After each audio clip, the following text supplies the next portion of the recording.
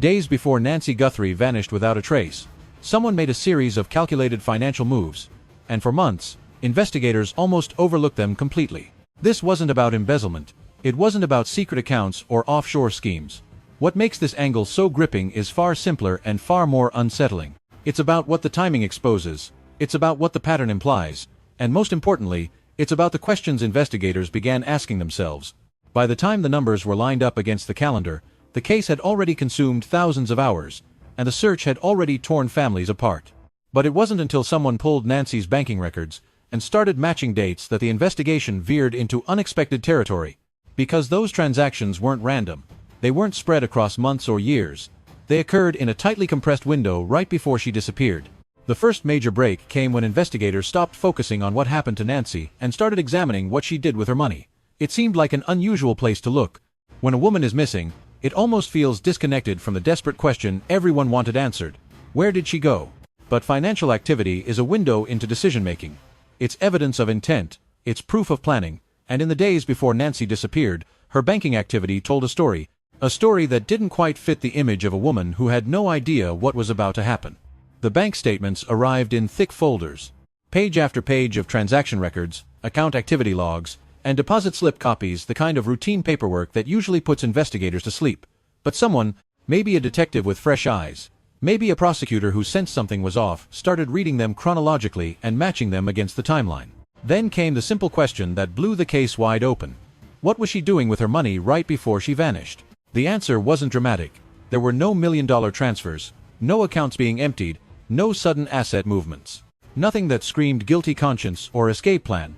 Instead, it was something subtler, something that only made sense once its meaning became clear. There were withdrawals. Several of them, mostly cash, taken from accounts on specific dates. The amounts weren't trivial, and the pattern wasn't random, and the timing was impossible to ignore. Here's why financial records can be so revealing. They're proof of deliberate action. A person doesn't withdraw $5,000 in cash because they suddenly remembered they needed cash.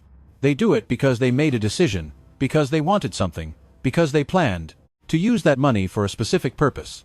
And when that withdrawal happens 3 days before that person disappears, it stops looking like routine banking and starts looking like evidence. Investigators pulled every transaction from the 60 days before Nancy's disappearance. They listed them, color-coded them, entered them into databases, and built timelines that could be cross-referenced with phone records, witness statements, text messages, and anything else that revealed movement or intent. The first thing that caught their attention was the lack of a pattern. Normally, financial activity follows a rhythm. Paychecks arrive on schedule. Bills get paid on consistent dates. Grocery shopping happens weekly. Utility payments remain steady. Gas purchases tend to fall on the same days. Most people's financial lives run on routine. Nancy's didn't, not in those final days. The timing felt off. The amounts didn't match her previous habits. The accounts being accessed weren't the ones she normally used for everyday expenses. It was as if someone had suddenly changed the way they managed money, not in a reckless way that would trigger fraud alerts, but in a deliberate, methodical way that suggested careful planning.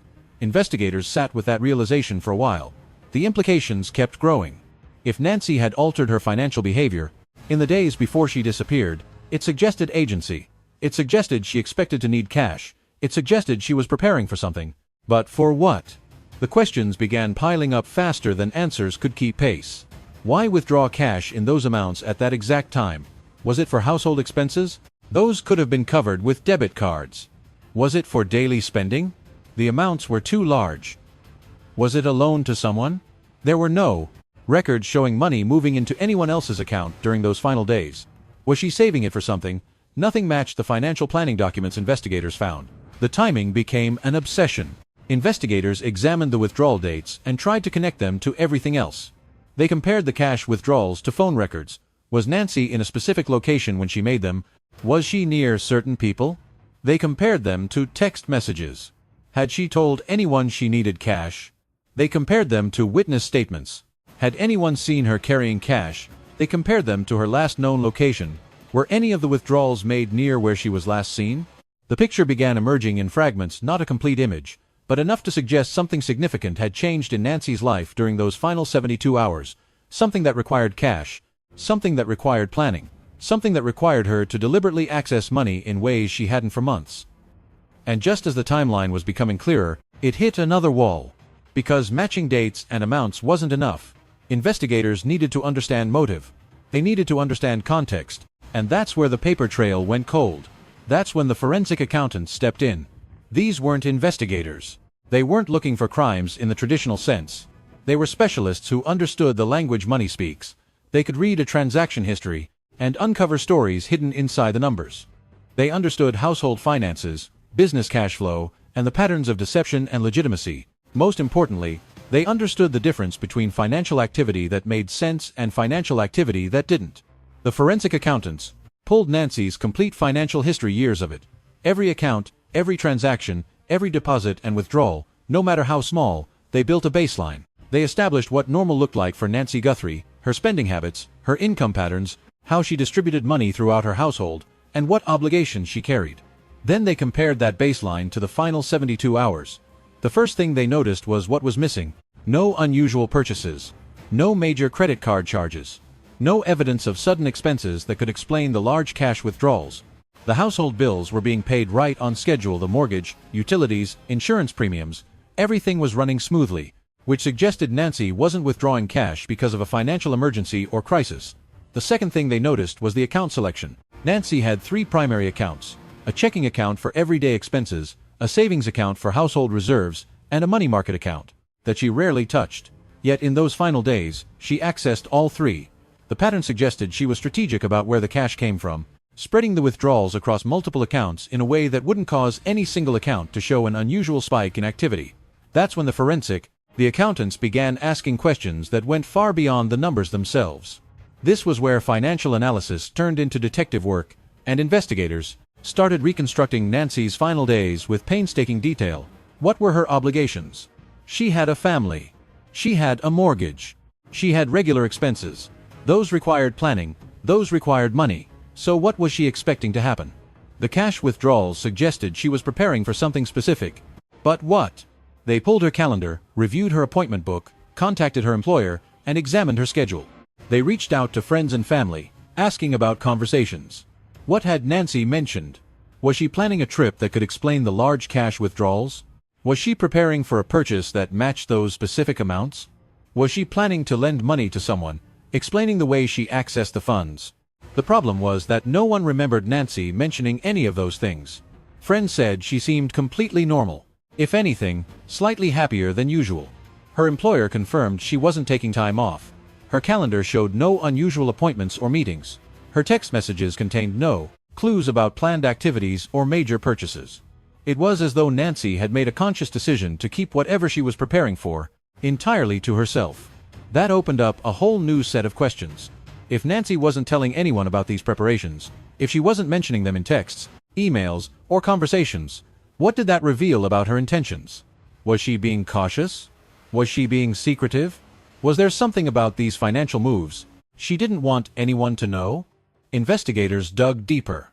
They gathered every piece of written communication Nancy had produced during that final period.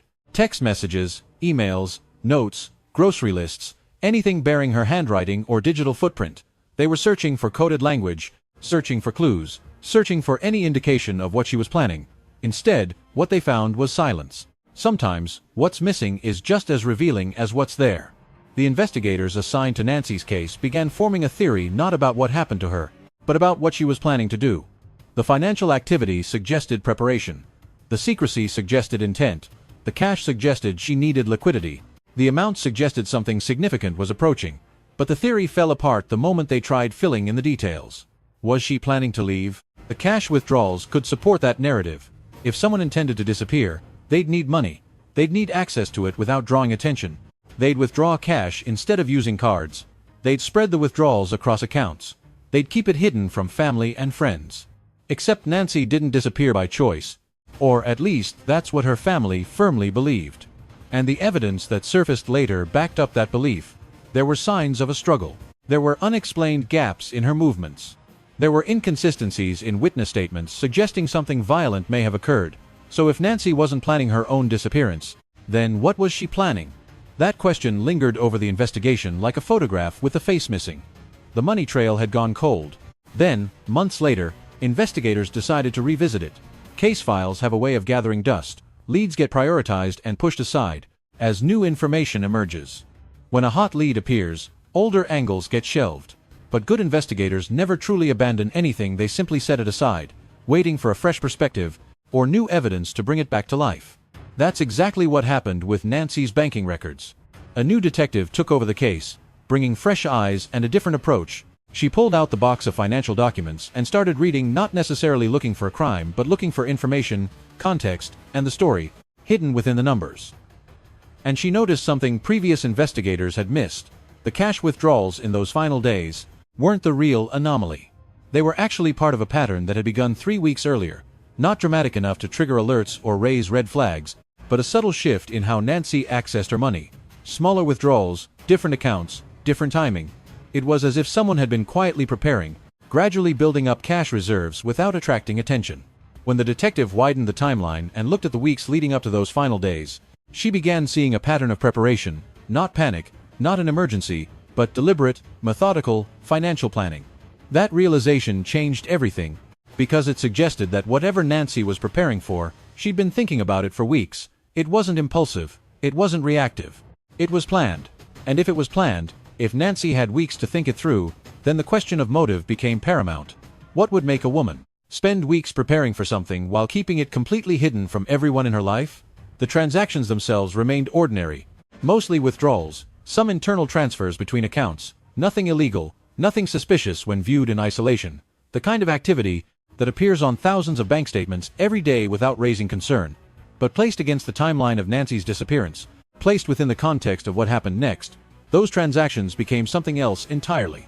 They became evidence of intent, evidence of preparation, evidence that Nancy Guthrie either knew something was coming, was planning something herself, or was preparing for a situation only she understood. Investigators started asking different questions, not about the money itself, but about the planning behind it. If someone was accessing cash for a specific purpose, what was that purpose? If they were doing it gradually over weeks, what kind of scenario required that timeline? If they were keeping it secret, what exactly was that secrecy protecting? The forensic accountants dug even deeper. They analyzed not just the amounts, but the patterns. They studied the rhythm of the withdrawals, the accounts they came from, and what percentage of Nancy's total liquid assets they represented. They built models to determine what those financial decisions might have been supporting. And the deeper they looked, the more they realized they were staring at evidence of a woman preparing for something. The only question was, what? Then the investigation reached another turning point, when someone realized something obvious that should have been noticed much earlier. Financial activity doesn't exist in a vacuum, it's tied to every part of a person's life. Which means if you want to understand the financial activity, you have to understand the full context of that person's existence. Not just what they were spending, but why. Not just when they were withdrawing cash, but where they were going. Not just that they were planning something, but who they were communicating with. Investigators returned to the communications, emails, text messages, social media activity, and phone records. They were searching for the moment the idea first took shape, the moment Nancy began thinking about whatever she was planning, the moment the cash withdrawals became necessary. What they found was both simpler and far more complicated than they expected. There were communications during the weeks before the withdrawals began, coded language, vague references, nothing explicit enough to seem suspicious on its own, but when viewed against the backdrop of the financial activity and Nancy's eventual disappearance, they told a very different story. Someone had been communicating with Nancy, someone she trusted. Someone she was willing to keep secrets for. Someone who had apparently convinced her to prepare for something important enough that she spent weeks arranging her finances in a very specific way. And then, Nancy disappeared. The timeline became the investigation's obsession because the timeline was the only thing that seemed to make sense. Cash withdrawals began on day 1. They increased in frequency by day 8. By day 15, they'd shifted to a different account. By day 22, they had evolved into a pattern. And by day 28, Nancy was gone. The question wasn't whether the transactions mattered, they clearly did. The question was what they meant. Was Nancy financing an escape? The forensic accountants ran the numbers. The amounts she'd withdrawn could have covered initial travel costs, temporary housing, even new identity documents if she was being especially sophisticated. That theory held together until investigators uncovered evidence that Nancy hadn't left voluntarily. Was Nancy being pressured to withdraw the money by someone else? That theory carried weight as well. It would explain the secrecy, the timing, and the precise amounts. But it didn't explain the signs of a struggle. It didn't explain the gaps in her final movements. It didn't explain the indicators of violence. Was Nancy preparing to hand the money over to someone? That opened an entirely different set of possibilities. Was she being extorted? Was she financing something illegal? Was someone using information or threats to force her financial compliance? Every theory made sense up to a point. Every theory fell apart when confronted with the full body of evidence. The transactions were real, the pattern was real, but their meaning remained frustratingly elusive, hidden behind the single most important missing piece of evidence: Nancy's own explanation. Because, unlike most cases, where a suspect can be questioned and financial decisions can be understood through interrogation, Nancy never had the chance to explain her behavior. She disappeared, and without her voice, without her perspective, investigators were left trying to interpret silence. What makes this angle so fascinating within the larger investigation isn't what the money proves, it's what the money suggests. Financial activity is one of the purest forms of evidence, because it requires intention. You don't accidentally withdraw $5,000 in cash. You don't accidentally access multiple accounts in strategic ways. You don't accidentally create a pattern of financial behavior that stretches across weeks. These are choices. These are decisions. These are deliberate actions made by someone with purpose and intent. Nancy made those choices. She made those decisions. She took those actions. And 3 days after the most concentrated period of financial activity, she vanished. Correlation doesn't automatically equal causation, but in investigative work, correlation is where momentum begins. Correlation is what drives deeper questions. Correlation is what turns a cold case into an active lead. The problem is that this particular correlation exists in a vacuum. The financial evidence points to Nancy preparing for something, while the remaining evidence points to Nancy disappearing violently. Those narratives don't fit together neatly. They don't resolve into a simple explanation. Instead, they exist in tension, creating more questions than answers. Could Nancy have been planning an escape, and someone planning this tension, someone from her life, someone she trusted, discovered those plans and acted to stop her from leaving? Could Nancy have been funding some kind of scheme, involving another person, only for that person to decide the arrangement was no longer worth maintaining? Could the financial activity have been completely the side, unrelated to her disappearance, an unfortunate coincidence that happened to fall on the same timeline? Every question is plausible. Every possibility exists within the evidence, and without additional clarity, testimony, or new discoveries, they all remained both possible and uncertain. The money itself never resurfaced. That's one of the most frustrating aspects of this entire angle. The cash Nancy withdrew, the money she accessed through such careful planning, never appears anywhere else in the investigation. No one reported finding it. No one claimed she handed it over to them. The accounts it was withdrawn from clearly show the money leaving, but where it went, what it was used for, and who ultimately received it remains unknown. It's as if Nancy took the money and carried it into whatever came next. The cash vanished right along with her, leaving investigators with proof of the withdrawals but none of the context needed to explain them. Forensic accountants can only go so far once the money itself is gone. They can trace where it was withdrawn, they can estimate its value, they can confirm it wasn't spent on obvious things, like airline tickets or hotel reservations that would have appeared in other records. But they can't tell you who has it now. They can't tell you what it purchased. They can't tell you whether it caused Nancy's disappearance, or was merely a coincidence of timing. That absence of the money itself, its complete removal from the traceable financial ecosystem, became a form of evidence all its own. Because money usually leaves traces. Credit cards reveal purchases. Bank transfers reveal movement. Even cash typically resurfaces somewhere in the physical economy. But this money, Nancy's carefully withdrawn cash, simply disappears from any verifiable record, suggesting that someone knew exactly what they were doing. If you follow the timeline far enough, if you dissect every transaction, every date, and every amount, a pattern emerges that's hard to ignore. Nancy Guthrie didn't randomly disappear on a random day. She vanished on a day that fell within a very specific financial timeline. She disappeared just days after the largest cash withdrawal in the pattern. She disappeared after weeks of careful financial preparation. She disappeared under circumstances that suggested something more than random chance. The financial activity doesn't explain her disappearance, but it provides context. It suggests that something was changing in Nancy's life, something was being prepared, something was being set into motion, and whatever that something was, it mattered enough to require weeks of planning. It mattered enough to require money. It mattered enough to require secrecy. It mattered enough that Nancy was willing to compartmentalize her life and conceal this part of it from everyone she knew. That level of importance, that degree of deliberation, that caliber of planning, those aren't the hallmarks of someone who had no idea what was coming next. The most intriguing part wasn't the money itself. It was the timing of the transactions and the questions they raised about Nancy Guthrie's final known days. Because in those 72 hours between her last major withdrawal and her disappearance, something changed. Nancy moved through her everyday life, but she did so as someone preparing for something. Whether she was preparing to leave, preparing to find something, or preparing to face something remains unknown. But the preparation was real, the intent was real, the financial trail proves it. What happened next? How that preparation was connected to her disappearance remains one of the investigation's most enduring mysteries. The transactions are documented. The timeline is clear, the pattern is undeniable, but the explanation, the critical piece of context that would turn financial evidence into a complete narrative, remains missing.